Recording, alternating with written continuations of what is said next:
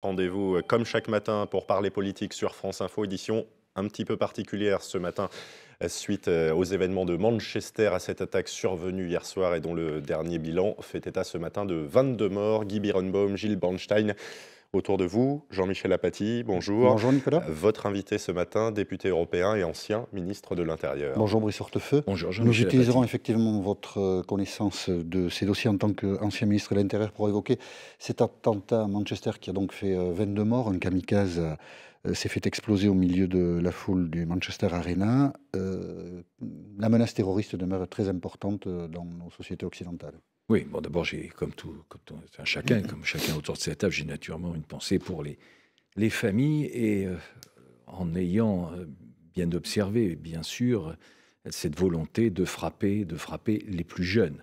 Et la symbolique de cette volonté, c'est naturellement d'impressionner en s'attaquant à ce qui est l'avenir d'un pays, d'une communauté nationale. Et la vérité, c'est que l'Angleterre, la France, l'Europe font partie des cibles des actes terroristes. L'Angleterre, il y a eu un attentat extrêmement violent qui remonte à 2005, à juillet 2005. Mais ce qu'il ne faut pas oublier, c'est qu'en réalité, quasiment tous les 2 ans, il y a eu un attentat sur ce territoire. Et le dernier, d'ailleurs, remonte à 2 mois à peine. Et en même temps, il faut souligner que la France est elle-même extrêmement menacée. Il y a une réalité, c'est que nous sommes aujourd'hui le troisième pays victime d'actes terroristes, si l'on fait exception naturellement des pays qui sont en guerre. Donc il y a une situation bien particulière pour l'Europe, pour le Royaume-Uni et pour la France. Est-ce qu'on prend toutes les mesures pour se protéger autant qu'on puisse le faire, évidemment, contre le terrorisme? Oui, il y a une réalité. Attendons le résultat de l'enquête, naturellement, pour nos amis britanniques. Mais en France, il faut bien savoir que tous les terroristes qui ont été arrêtés, identifiés, interpellés, ont un passé judiciaire. Tous. Ça ne signifie pas qu'il y a la petite délinquance d'un côté ou la moyenne délinquance d'un côté et puis les terroristes de l'autre. C'est en réalité une chaîne continue. Le terrorisme s'appuie sur les trafics d'armes, sur les trafics de drogue. Et ça veut donc dire qu'une faiblesse dans la chaîne de lutte contre la délinquance, ça a naturellement des conséquences sur le terrorisme. Donc, terrorisme et délinquance sont étroitement liés. Tous les terroristes sont des délinquants, mais tous les délinquants ne sont pas des terroristes. Aujourd'hui, bien sûr, mais encore une fois, aujourd'hui, tous les terroristes identifiés, interpellés, ont un passé judiciaire dans notre pays. Et donc, il faut en tirer un certain nombre de conséquences. Et les conséquences, ça veut dire quoi, oui. Ça veut dire d'abord sur la lutte contre le terrorisme, il y a bien sûr des initiatives à prendre. Naturellement, l'amélioration des moyens techniques des services de renseignement, écoute, balises et ainsi de suite.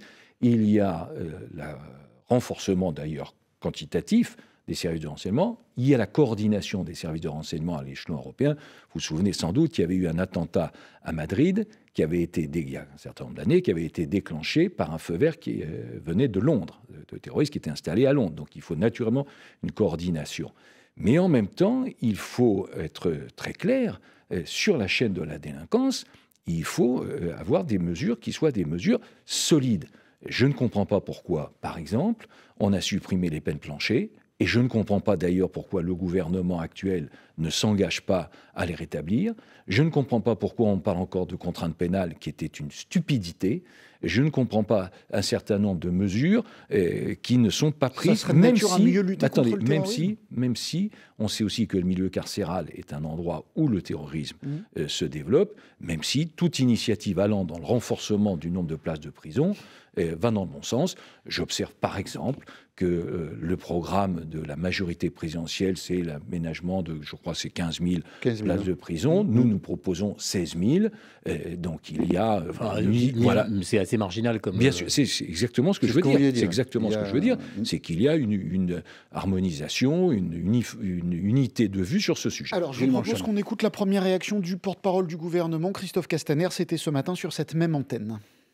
Les enfants de Manchester sont nos enfants. Donc nous devons agir pour faire en sorte qu'on puisse frapper à l'origine, au Sahel, au Levant, mais aussi renforcer encore plus notre renseignement intérieur pour neutraliser tous les coups qui risquent d'être portés à nos pays, à nos démocraties. Et il a ajouté un petit peu plus loin dans l'interview, c'est pour ça aussi que nous voulons créer 10 000 emplois supplémentaires dans les forces de l'ordre. Est-ce que ça va dans le bon sens ? Ah mais, bien sûr, mais tout dépend pour quoi faire. Vous savez, le problème de la lutte contre la délinquance, bien sûr, les effectifs jouent un rôle, mais ce n'est pas le seul moyen. Alors, 10 000, oui. Je pense que les besoins aujourd'hui correspondent à peu près à cela. Simplement, pourquoi faire ? J'ai vu que dans le programme de la majorité présidentielle, c'était pour établir la police de proximité. Je pense que c'est une très mauvaise idée. La police de proximité, on l'a déjà utilisée. Ça s'est fait sous le gouvernement de Lionel Jospin. Pardon de dire ça, mais ça, avec cette police de proximité, ça n'a rien empêché. Au contraire, ça a aggravé, puisque sous cette période-là, il y a eu une augmentation de la délinquance qui était de 17%. Je rappelle que ces chiffres ne viennent pas du ministre de l'Intérieur, du ministère de l'Intérieur, ça vient d'un observatoire indépendant. On parle pas de terrorisme, on parle de délinquance. Non, mais là, je parle. Et il vaudrait mieux faire quoi, alors, de ces 10 000 policiers, d'après vous ? Eh bien, c'est ce que je viens d'expliquer. Il faudrait aller un peu plus loin sur l'amélioration des services de renseignement et y consacrer des moyens budgétaires pour les éléments techniques qui sont essentiels dans la lutte contre le terrorisme. Le gouvernement parle de créer une 4e force militaire pour les cyberattaques. Est-ce que c'est une bonne idée ? Ça, c'est pas une mauvaise idée. Oui, c'est pas, en soi, c'est absolument pas écarté d'un revers de main. Mais je vous dis, il y a des points communs. Je vous le dis, l'augmentation du nombre de places, l'augmentation des effectifs, mais il y a des différences. En termes d'utilisation des effectifs, la police de proximité ne résout rien. L'objectif, c'est pas encore une fois de jouer au football avec. Oui, on connaît la phrase fameuse. Mais parce que c'est ça la réalité. Mais la réalité, ce ne sont pas des animateurs. Ce sont des forces de sécurité, des forces d'intervention. Sans volonté de polémiquer, la suppression des renseignements généraux, c'est un ministre de l'Intérieur qui s'appelle Nicolas Sarkozy. Oui, mais c'est très amusant que vous me parliez de ça, parce qu'on aurait toujours les renseignements généraux, ou je les aurais comme ministre de l'Intérieur renforcés. Vous auriez dénoncé vous-même la police politique. Je vous pose une question, non, monsieur. Mais si, parce que vous auriez dénoncé. Mais non, vous insistez sur le renseignement, je vous fais remarquer que voilà, c'est tout. Mais parce qu'il y avait ce que l'on appelait une police politique. Ce qui a été arrêté, c'est le policier qui allait à la réunion du parti politique, à la réunion des syndicats. C'est ça qui a été, et essentiellement, qui a été arrêté. Mais il ne reste pas moins, je vous l'ai dit, oui, il faut renforcer nos services de renseignement, il faut renforcer la coordination et il faut renforcer les moyens techniques. Je termine juste sur cet aspect-là. Est-ce que pour le terrorisme, il y a un risque zéro ? Naturellement pas. Donc il ne faut pas raconter ce qui serait inexact. Le risque zéro, ça n'existe pas. Mais en revanche, je suis convaincu, et là, sur cet aspect-là, il y a un certain nombre d'experts qui sont exprimés, que bien sûr, on éradiquera le fléau du terrorisme, on l'éradiquera, mais que ça prendra du temps, 10 à 15 ans, disent la plupart des experts. On continue de faire un point sur ces moyens de protection, de renseignement aussi. On va d'abord regarder avec vous, Victor Maté, à 8h41, les toutes dernières informations en provenance de Manchester. Désormais 22 morts et au moins 59 blessés, le bilan qui s'est alourdi donc après cette explosion à la sortie du Manchester Arena hier soir, la plus grande salle de concert de Manchester à l'ouest de l'Angleterre. La chanteuse américaine Ariana Grande s'y produisait hier soir devant des milliers d'adolescents. La police britannique précise qu'un assaillant a déclenché la charge explosive qu'il portait sur lui. Il est décédé. La première ministre anglaise Theresa May condamne une attaque terroriste épouvantable. Un conseil de sécurité nationale est programmée ce matin. La campagne des législatives dans le pays, elle, est suspendue. De très nombreuses réactions depuis hier soir à l'étranger et en France. Le Premier ministre français Édouard Philippe condamne le terrorisme le plus lâche. Il appelle les Français à la vigilance la plus totale. De son côté, le président de la République Emmanuel Macron fait part de son effroi et de sa consternation. Il va s'entretenir d'ailleurs ce matin avec Theresa May. Dans le reste de l'actualité, 1 heure à tour de rôle à l'Élysée, syndicats et représentants patronaux ont rendez-vous avec Emmanuel Macron pour parler de la réforme du droit du travail. Laurent Berger de la CFDT, Philippe Martinez de la CGT ou encore Pierre Gattaz pour le MEDEF sont attendus. Et puis quel avenir pour les près de 280 salariés de GM et S dans la Creuse? Le tribunal de commerce de Poitiers doit se prononcer cet après-midi sur la liquidation judiciaire ou non de l'entreprise. France Info. Programme social chargé pour le chef de l'État et actualité sécuritaire avec cette nouvelle attaque menée hier soir à Manchester. Des préoccupations au menu d'Emmanuel Macron, Jean-Michel. et dont on peut parler évidemment avec notre invité Brice Hortefeux, député européen et ancien ministre de l'Intérieur. Voilà, nous avons consacré la première partie de cet entretien à l'attentat de Manchester. Bien sûr, nous vous donnerons sur l'antenne de France Info des informations durant toute la journée sur ce qui s'est produit en Grande-Bretagne. L'actualité, Brice Hortefeux, sont aussi les élections législatives 11 et 18 juin. Pourquoi est-ce qu'un électeur français voterait pour les candidats, les Républicains, plutôt que pour un candidat Emmanuel Macron, soutenu par Emmanuel Macron? Bon, d'abord, première réflexion, il y a naturellement une tendance, l'air du temps qui voudrait que ça y est, ça soit fait, ça soit réglé, que nous ayons perdu les élections. C'est pas faux. C'est vrai. Attendez, c'est vrai qu'il y a, depuis que les scrutins législatifs suivent directement les élections présidentielles, Voilà. il y a une référence. Mais Vous attendez, nous l'avez enlevé de la bouche. non, Brice mais Hortefeux. parce que je voulais enlever de la bouche, mais pour la préciser, c'est que ça a été le cas, c'est vrai à chaque fois, mais enfin parfois de manière très très serrée. En Je vous rappelle qu'en 1988, ça n'était pas tout à fait 1988, le cas. oui. 11 voix simplement d'avance. Ça veut donc Jusqu'à dire, présent, personne n'a dit que vous alliez perdre. ça veut dire exactement, et je À pense part même. À part vous. Non, mais C'est- justement, Autour de cette table, personne ne l'a dit. Mais précisément, je pense qu'il n'est pas obligé qu'une élection législative soit la redite d'une élection présidentielle inédite. Pourquoi est-ce qu'on voterait C'est ça pour la vous? vérité. Qu'est-ce qu'il y a de fort, de motivant pour un vote Les Républicains? Oui, et bien quelle est la différence? Je vous les donne très rapidement. Oui. Et en matière fiscale, Hum. le gouvernement actuel propose une augmentation de la CSG de 21 milliards. En échange d'une baisse de charge. Oui, mais Pour les c'est salariés. 21 milliards. Attendez. En échange d'une Puisque baisse de vous, charge. vous voyez, vous m'interrompez, mais je vous précise que cette CSG, ça va toucher des dizaines de millions de nos compatriotes, puisque vous êtes bien d'accord, ça va toucher les travailleurs indépendants, et ça va toucher les retraités. Et je vous rappelle qu'un retraité, D'accord, mais les un baisses couple de charges vont attendez, toucher un couple tous de les salariés. un couple de retraités qui a 1 200 € de pension, eh bien, chacun, et ça aboutira à une perte quand même de près de 500 € sur l'année. Près de 500 €. Ça touchera les chômeurs, ça touchera ceux qui sont en arrêt maladie, ça touche des dizaines et des dizaines de millions de Français. Donc ça, c'est une Voilà, raison. premier élément, D'accord. fiscalement. Toujours, sur l'aspect fiscal, je vous donne un autre exemple. Nous, on est pour la libération de la transmission, de l'héritage. Eux, ils veulent l'alourdir. Ça fait une deuxième différence. Si je poursuis, pour passer dans un autre domaine, sur la laïcité, nous, on est clairement pour l'interdiction du voile dans l'espace public.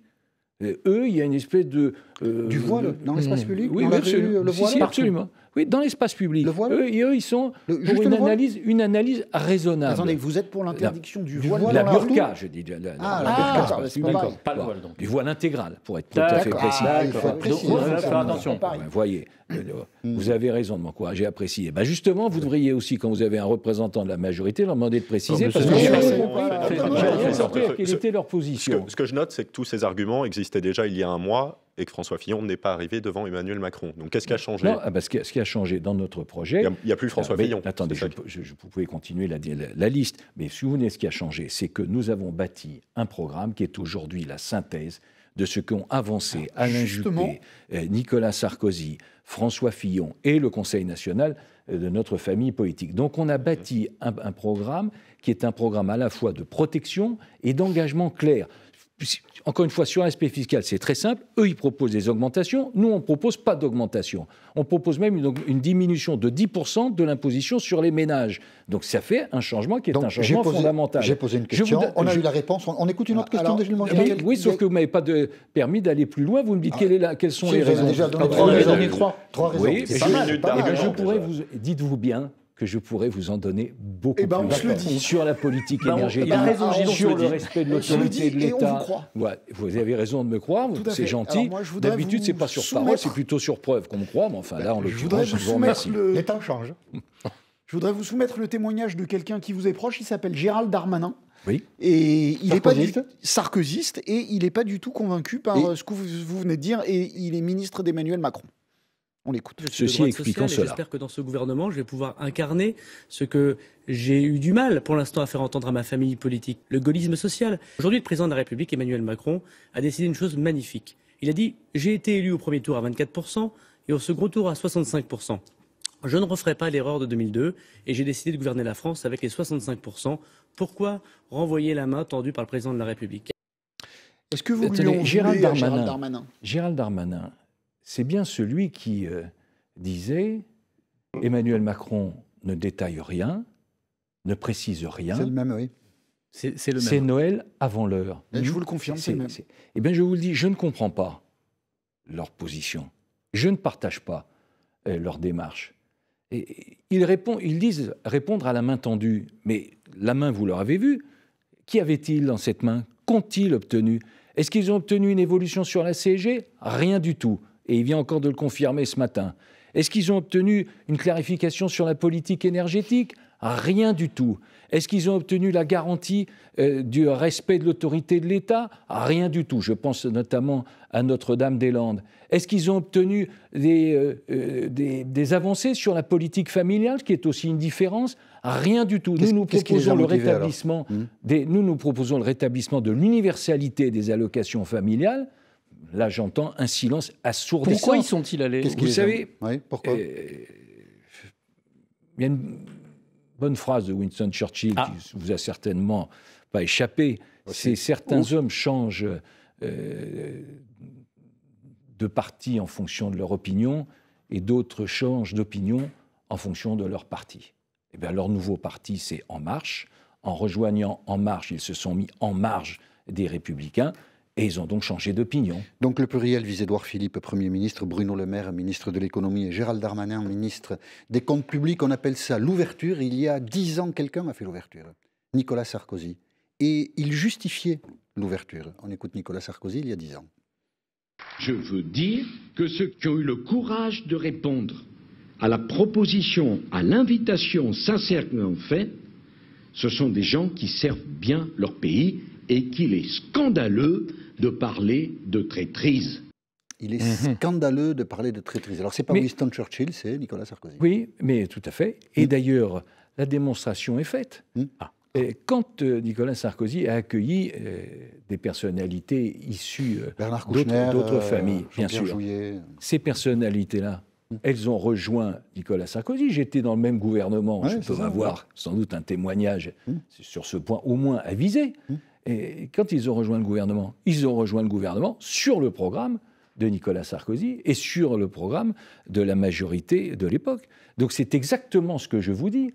Voilà donc 3 personnalités, dont certaines que j'apprécie et que j'estime, mais 3 personnalités qui ont rejoint, c'était des voyageurs sans bagages. Sur le programme c'est-à-dire sur le programme d'Emmanuel Macron.